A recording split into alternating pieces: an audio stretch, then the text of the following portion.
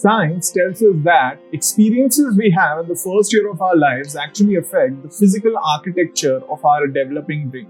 This means that brains aren't just born, they are also built over time based on our experiences, just as a house needs a steady foundation to support the walls and the roof.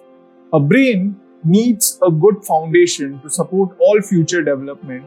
Positive interaction between young children and their parents literally builds the architecture of the developing brain. Building a sturdy foundation in the early years provides a good foundation for a lifetime of good mental function, better overall health. It is just how solid brain foundation built and maintained over a developing child.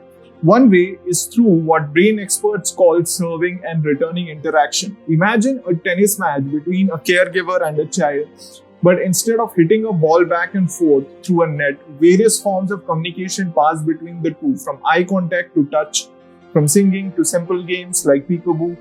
These interaction repeat through a young person's developing years are the bricks that build a healthy foundation for all future development.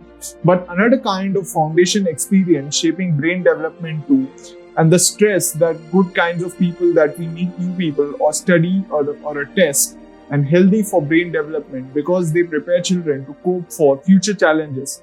Another kind of stress called toxic stress is bad for the brain development. If a child is exposed to serious problems like abuse, neglect, and he is not given caregivers and provided support, the basic structures of his developing brain may be damaged. Without a sturdy foundation to properly study future development for a lifetime of healthy problems, developmental issues, even addiction, it is possible to fix some of the damage of toxic stress later on, but it's easier and more effective and less expensive to build a solid brain foundation in the first place. One of the things building a sturdy brain foundation supports its development of basic emotions, social skills, and an important group of skills which the scientists call executive function and self-regulation can be thought like air traffic control in the child's mental airspace. Thinking of a young child's brain as control tower of a busy airport, all those planes landing and taking off in the support system of the ground simultaneously demand controlling attention to avoid a crash. At the same time, a young child is learning to pay attention, plan ahead, and remember the following rules. Like some of us kids have to interact with things happening in the world around them, while also dealing with worries, temptation, obligations of the mind, as demands of the attention pile up. Air traffic control helps a child regulate the flow of information, prioritize tasks above all, finds to manage stress and avoid mental conflict along the way.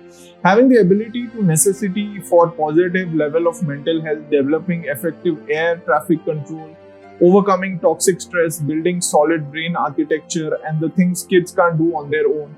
Since strong societies are made up of healthy, contributing individuals, it is used as a community to make sure all young people have all kind of nurturing experiences they need for building a better future. Need to build better brains.